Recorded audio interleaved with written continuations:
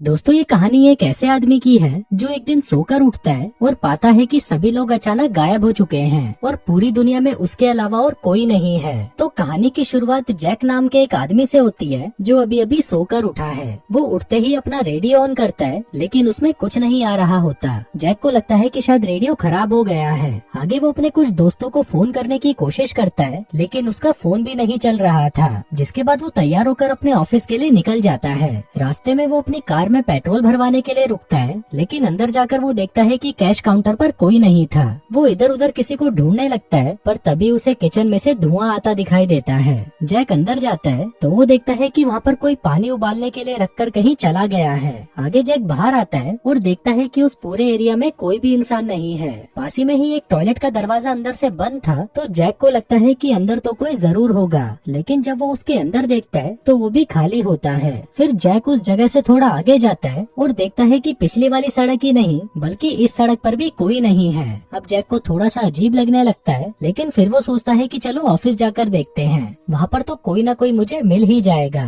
तभी थोड़ा आगे जाने पर उसे एक घर में कुछ मूवमेंट होती दिखाई देती है। जैक तुरंत अपनी कार रोककर उस घर में जाता है। वो दरवाजा खटखटाता है पर कोई भी दरवाजा नहीं खोलता। आखिर में परेशान होकर जैक कांच तोड़कर अंदर चला जाता है। वो देखता है कि घर तो पूरा खाली पड़ा है और किचन में पानी का पाइप टूटने से पानी लीक हो रहा है। अब जैक उस पानी की सप्लाई को बंद करता है और उस घर से बाहर निकलकर अपने ऑफिस की तरफ जाने लगता है। थोड़ा आगे जाने पर उसे सड़क के बीचों बीच एक गैस का टैंकर खड़ा हुआ दिखाई देता है। वो उस टैंकर के अंदर जाता है और वहाँ पड़ी हुई एक वॉकी टॉकी से किसी से बात करने की कोशिश करता है लेकिन उसमें से भी उसे कोई रिप्लाई नहीं मिलता। फिर वहाँ से थोड़ा आगे जाने पर वो शहर में पहुँच जाता है लेकिन वहाँ पर भी उसे कोई इंसान नहीं दिखता। अब जैक की यहाँ पर फटने लगी थी। वो सोचता है कि मैंने कोई नशा तो नहीं कर रखा, क्योंकि ऐसा तो नहीं हो सकता कि सभी लोग रातों रात गायब हो जाएं। तभी जैक को एक जगह से धुआं निकलता हुआ दिखाई देता है। वो सोचता है कि शायद वहाँ पर कोई जरूर होगा, लेकिन वहाँ जाकर वो देखता है कि यहाँ पर एक प्लेन क्रैश हो रखा है। जैक सोचता है कि चलो प्लेन के अंदर मरे हुए लोग तो होंगे ही, लेकिन जब वो उस प्लेन के अंदर जाता है तो उसे वहाँ कोई इंसान तो क्या उनके झाट का बाल भी नहीं मिलता। इसके बाद जैक अपने ऑफिस जाता है जहाँ पर वो किसी तरह की रिसर्च पर काम कर रहा था। वहाँ आकर वो देखता है कि उसकी सभी मशीनें तो सही चल रही हैं। जैक वहाँ पर किसी को कॉल करने की कोशिश करता है लेकिन दूसरी तरफ से कोई भी कॉल उठाता ही नहीं। तभी जैक को मॉनिटर पर एक मैसेज आता है जिसमें लिखा था कि ऑपरेशन फ्लैशलाइट पूरा हो गया है। जैक जल्दी से खड़ा होता है और पूरे ऑफिस में अपने साथियों को ढूंढने लगता है लेकिन पूरे ऑफिस में उसके अलावा और कोई नहीं था। तभी वो कंट्रोल रूम में जाता है जहाँ पर वो देखता है कि उसका बॉस वहाँ पर बैठा होता है। अब जैक जैसे ही उसके कंधों पर हाथ रखता है वो देखता है कि उसका बॉस तो मर चुका है। अब ये देखकर जैक की फट जाती है और वो भागकर वहाँ से बाहर आ जाता है। वो जल्दी से उस ऑफिस से निकलने की कोशिश करता है पर तभी वो देखता है कि ऑफिस के सारे दरवाजे अपने आप लॉक हो चुके हैं। तभी जैक अपने कैबिन में आता है और रिकॉर्डर उठाकर कहता है कि आज 5 जुलाई है, मेरा नाम जैक है और हमारा ऑपरेशन फ्लैशलाइट फेल हो चुका है और शायद इसी वजह से दुनिया के सभी लोग भी गायब हो चुके हैं। सिर्फ मैं ही हूँ जो यहाँ पर अकेला बचा हूँ। जिसके बाद वो उस रिकॉर्डर को टेबल पर रखता है और वहाँ पर एक बॉम्ब ब्लास्ट करके ऑफिस का दरवाजा तोड़ देता है। इसके बाद वो एक रेडियो स्टेशन में जाता है और कुछ ब्रॉडकास्ट करने लगता है। कहता है कि मेरा नाम जैक है, मैं शैतान चौराहे पर गली नंबर 3 में रहता हूँ। मेरा नंबर है 1714-7714। अगर मेरे अलावा और कोई भी जिंदा बचा है तो मुझे इस नंबर पर प्लीज कॉल करें या मेरे एड्रेस पर आ जाएं। जिसके बाद वो पूरे शहर की दीवारों पर अपना नंबर और एड्रेस लिख देता है। इसके बाद वो एक पुलिस की कार को लेकर गली गली अनाउंसमेंट करता है कि अगर कोई भी जिंदा हो तो प्लीज मुझे कांटेक्ट करें। अब इसी तरह ये सब करते करते कई दिन बीत जाते हैं लेकिन एक भी इंसान जैक को कांटेक्ट नहीं करता। वहीं जैक रोज रोज इंसानों को ढूंढ ढूंढ कर परेशान हो चुका था और अब उसे पूरा यकीन हो चुका था कि वो इस दुनिया में अकेला ही बचा है। पर तभी उसके दिमाग में आता है कि अगर मैं इस दुनिया में अकेला ही हूँ तो फिर मैं इस छोटे से घर में क्यों रहूँ। जिसके बाद वो शहर के सबसे बड़े और शानदार घर में जाकर रहने लगता है। आगे वो एक कार के शोरूम में से सबसे महंगी कार निकालता है और उसको लेकर सड़कों पर घूमने लगता है। फिर वो एक मॉल में जाकर वहाँ से सबसे महंगे कपड़े पहन लेता है। अब ये सब चीजें करने में उसे बहुत मजा आ रहा था लेकिन फिर कुछ दिनों बाद वो इन सबसे भी बहुत बोर हो जाता है। अब कुछ दिन और बीतते हैं और जैक की दिमागी हालत अब खराब होने लगी थी। वो अब अब आदमियों की जगह औरतों के कपड़े पहनने लगा था। जिसके बाद वो वहाँ के प्रेसिडेंट के घर पर जाता है और उसकी बालकनी में जाकर स्पीच देने लगता है। आगे वो एक शॉटगन लेकर एक चर्च में घुस जाता है और वहाँ लगी जीसस की मूर्ति को शूट करके उड़ा देता है। जिसके बाद वो एक बड़ा सा ट्रक लेकर शहर की सारी दुकानों को तोड़ने लगता है। अब अकेला रह रहकर जैक पूरी तरह से पागल हो चुका था, इसलिए वो खुद को ही मारने के बारे में सोचने लगता है। पर तभी वो अपना फैसला बदल लेता है और डिसाइड करता है कि अब से वो अपनी जिंदगी मजे से जिएगा। जिसके बाद वो समुद्र में जाकर नहाता है और वापस अपने घर लौट आता है, जैसे कि वो अपनी जिंदगी एक नए सिरे से शुरू करने वाला हो। अब ऐसे ही कुछ दिन और निकल जाते हैं और फिर एक दिन जब वो घर पर आता है तो उसे वहाँ पर कुछ आवाजें आती हैं। वो देखता है कि वहाँ पर एक लड़की है जो उसके ऊपर गन पॉइंट करी हुई है। अब उस लड़की को देखकर जैक बहुत खुश होता है और उसे गले लगा लेता है, क्योंकि इतने दिनों बाद उसे कोई इंसान दिखा था। वहीं वो लड़की भी जैक को देखकर बहुत खुश थी। आगे वो लड़की उसे अपना नाम जेनी बताती है। वो कहती है कि एक सुबह मैं सोकर उठी तो सभी लोग गायब हो चुके थे। उस दिन मेरा बॉयफ्रेंड भी मेरी लेने आने वाला था, पर वो भी नहीं आया और उसी दिन से मैं अकेली रह रही हूँ। पर फिर शहर में मैंने दीवारों पर आपका एड्रेस देखा तो मैं यहाँ पर आ गई। अब बातें करते करते जेनी सो जाती है और वहीं जैक भी उसके पास में ही बैठा उसे देखता रहता है। जिसके थोड़ी देर बाद वो भी सो जाता है। फिर अगली सुबह वो दोनों शहर जाने लगते हैं, क्योंकि उन्हें लग रहा था कि अगर हम दोनों जिंदा हैं तो कोई और भी इंसान जिंदा हो सकता है। लेकिन काफी देर ढूंढने के बाद भी उन्हें वहाँ पर कोई नहीं मिलता। फिर ऐसे ही एक दिन जैक जेनी को अपने एक एक्सपेरिमेंट के बारे में बताता है। वो कहता है कि हम वायरलेस एनर्जी बनाने की कोशिश कर रहे थे, लेकिन हमारा वो एक्सपेरिमेंट फेल हो गया और मुझे लगता है कि शायद उस एक्सपेरिमेंट की वजह से ही सभी लोग गायब हुए हैं। अभी सुनते ही जेनी की फटकर 64 हो जाती है और वो वहाँ से चली जाती है। फिर ऐसे ही कुछ दिन और निकल जाते हैं और अब जैक और जेनी एक दूसरे के करीब आने लगे थे। आगे वो दोनों बाहर जाते हैं और अपनी पसंद की वो सारी चीजें करते हैं जो हमेशा से वो करना चाहते थे। फिर एक दिन जब जैक कार से कहीं जा रहा था तभी उसके रास्ते में एक ट्रक आ जाता है। जैक अपनी गन लेकर उस ट्रक के पास जाता है। तभी उस ट्रक में से एक आदमी बाहर निकलता है जिसने मास्क पहना हुआ था।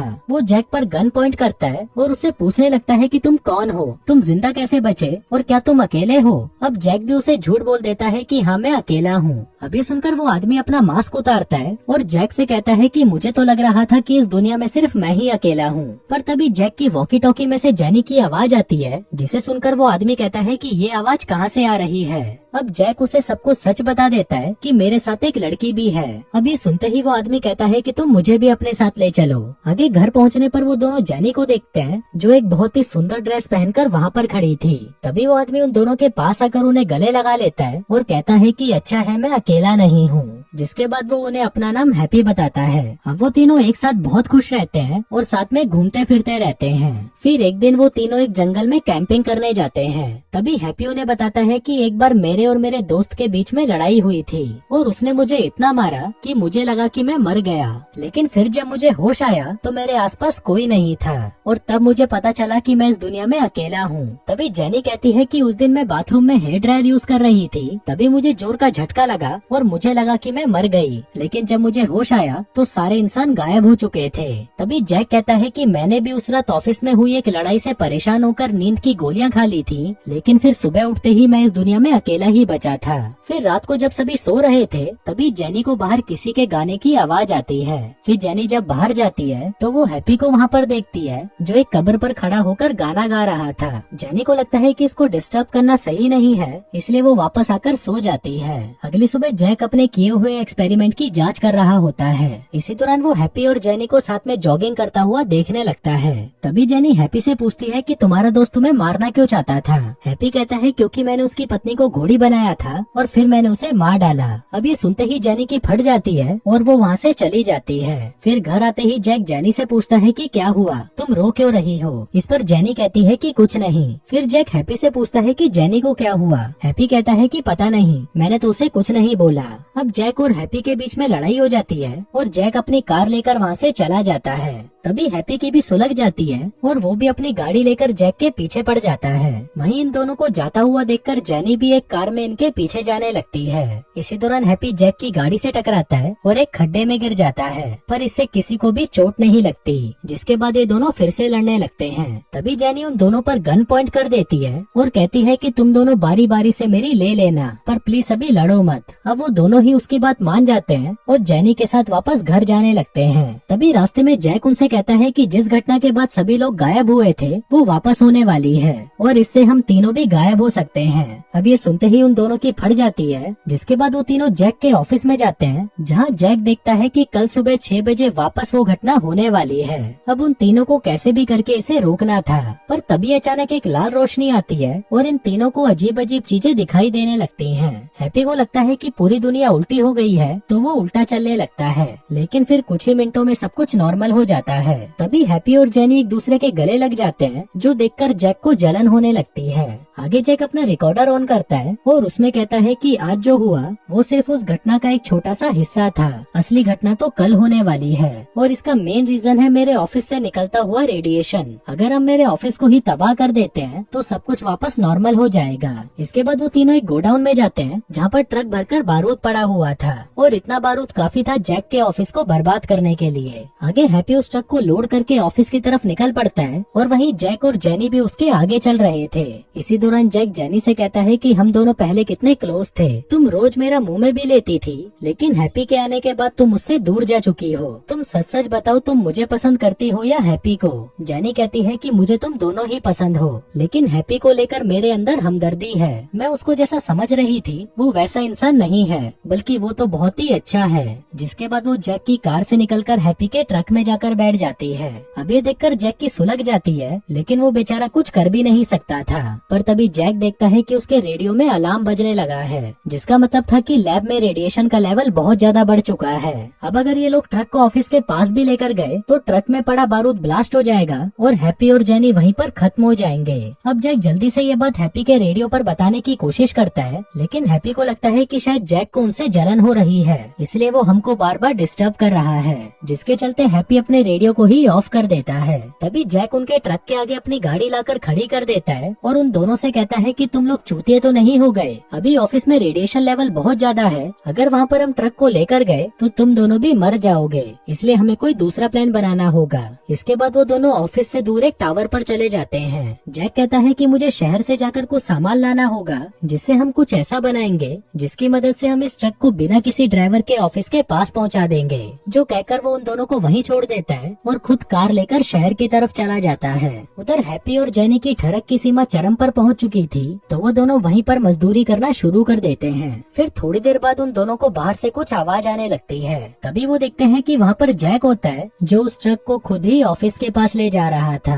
दरअसल जैक इस सबका जिम्मेदार खुद को मानता है और उसे लगता है कि उसी की वजह से सभी लोग मारे गए, इसलिए वो अपनी जान देकर हैप्पी और जेनी को बचाना चाहता है। इसके बाद वो उस ट्रक को सीधा अपने ऑफिस में घुसा देता है और तभी वहाँ पर एक जोर का ब्लास्ट होता है। पर तभी उनको वो लाल लाइट फिर से दिखाई देने लगती है और यहाँ पर हम जैक को देखते हैं, जो कहीं और आ चुका था। जैक देखता है कि वो एक बीच पर है, फिर वो अपने आसपास देखता है तो वहाँ पर उसके अलावा और कोई नहीं होता, जिसका मतलब था कि जैक अब किसी दूसरे प्लेनेट पर पहुँच चुका है और यहाँ पर भी वो अकेला ही है। और दोस्तों, इसी के साथ ही ये कहानी यहीं खत्म हो जाती है।